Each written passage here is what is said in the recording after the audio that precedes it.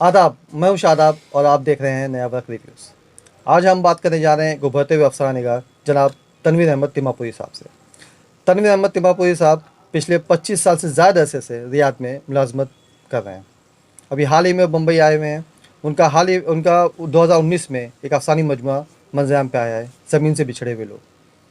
आज हम बात करेंगे तनवीर साहब से उनके अफसानी मजमूए पर। तनवीर साहब का खैर मकदम है नया वक्त रिव्यूज़ में। आप एक लंबे अरसे से रियाद में मुकीम हैं, 25 से ज़्यादा अरसा हो गया है, वतन से इतना दूर है। इतने दूर रहते हुए भी आप अपनी ज़बान से जुड़े हुए हैं और उर्दू में ना सिर्फ जुड़े हुए हैं बल्कि उर्दू में अफसाने भी लिख रहे हैं। जी, तो कैसा आपका तजुर्बा रहा है इस मामले में? शुक्रिया शादाब साहब, जज़ाकल्लाह। आपने मुझे इस काबिल समझा कि मुझे आप अपने नया वक्त के बैनर तले मुझे मेरी हिम्मत अफ़ज़ाई कर रहे हैं और मेरा इंटरव्यू ले रहे हैं। बहुत शुक्रिया इसके लिए। ज़मीन से बिछड़े लोग मेरी पहली किताब है। अफ़साने लिखने का शौक़ मुझे बहुत पहले से था, जब स्कूल में मैं तालिब इल्म था। लेकिन मेरे ख़्याल से फर्स्ट ईयर सेकेंड ईयर, यहाँ तो उसको 11वीं 12वीं बोला जाता है। फर्स्ट ईयर सेकेंड ईयर के वक्त तक मैं लिखा करता था। उसके बाद मुझे बम्बई का आने का मौका मिला। बम्बई ये उस वक्त की बात है जब मुंबई भी नहीं थी। मैं बम्बई आने का इत्तेफाक हुआ तो फिर यहाँ पे मुलाजिमत रोटी के चक्कर में फिर वो शौक़ मेरा कुछ दिनों के लिए दब गया। कुछ दिनों के लिए लंबा अरसे तक दबा रहा, 20-25 साल के अरसे तक वो दबा रहा। फिर मैं यहाँ पे काफ़ी दिनों तक बम्बई में मैंने स्ट्रगल का दौर गुजारा। कुछ 93 लगभग मेरे ख्याल से या 94 में मैं सऊदी चला गया। तो जब से अब तक जाना आना चल ही रहा है। लेकिन हुआ है कि पिछले 7-8 साल या 8 साल, लगभग 8 साल पहले से दोबारा एक अफसाना मैं शमूएल अहमद का पढ़ा था, वो भी इत्तेफाक से नया वरक़ में ही। मेरे को काया पलट या काया क्लिप ऐसा कुछ उसका नाम था, शमूएल अहमद साहब का अफसाना। वो इतना मैं मुतासिर हुआ उस अफसाने से कि मेरे साथी तो मैं नहीं कहूँगा, मेरे से काफ़ी सीनियर हैं। जौहर तिम्मापुरी साहब शायर भी हैं और अफसाने भी लिखा करते थे, वो शबकुन उसकुन छपे भी हैं। तो एक बार इत्तेफाक से मैं छुट्टी पे आया हुआ था वैकेशन पे, तो उन्होंने मुझे वो रिसाला दिया, क्या नाम उसका, शमूएल अहमद साहब का अफसाना मुझे दिया पढ़ने के लिए।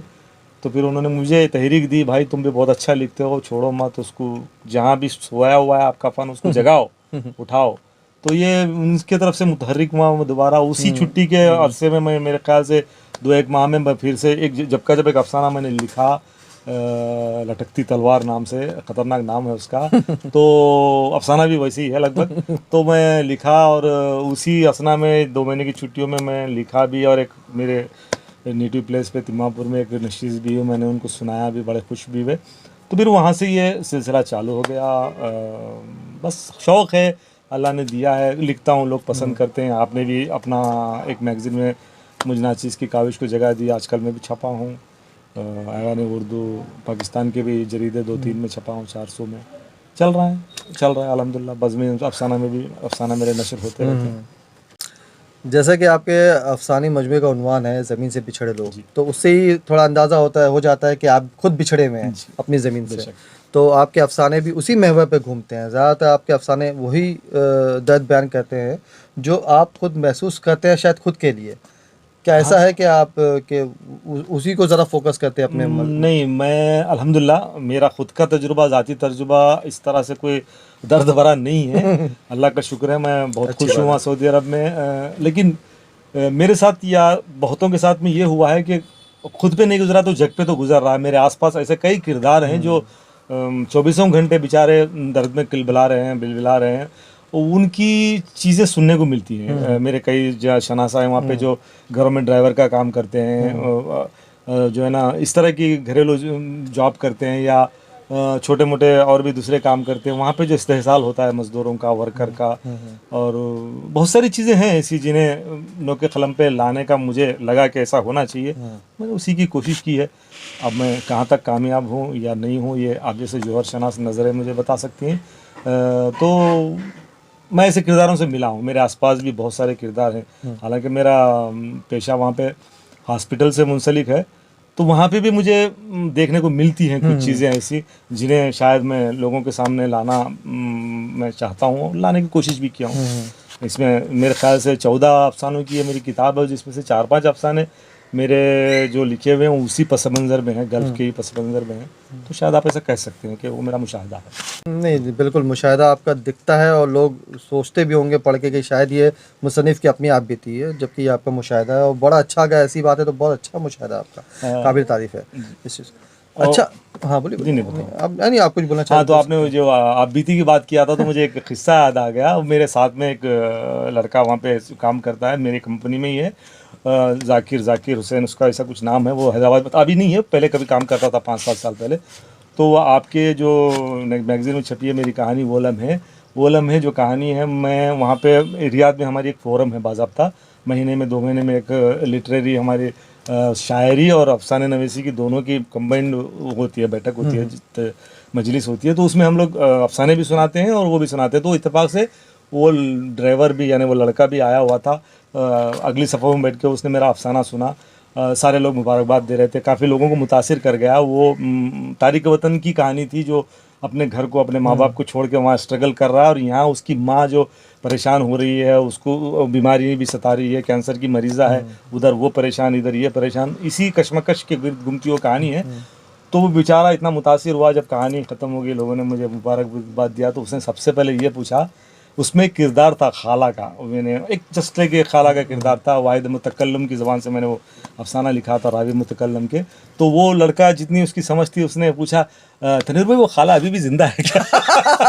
तो अच्छा। बोल सकते हैं कि वो लोगों को ऐसे कर जाती है फील अच्छा, के अच्छा। वो उसको मेरी आप बीती लगी थी, वो कहानी तो कनेक्ट हो गई कनेक्ट हो गई थी कनेक्ट इतना हो गई। ज़्यादा।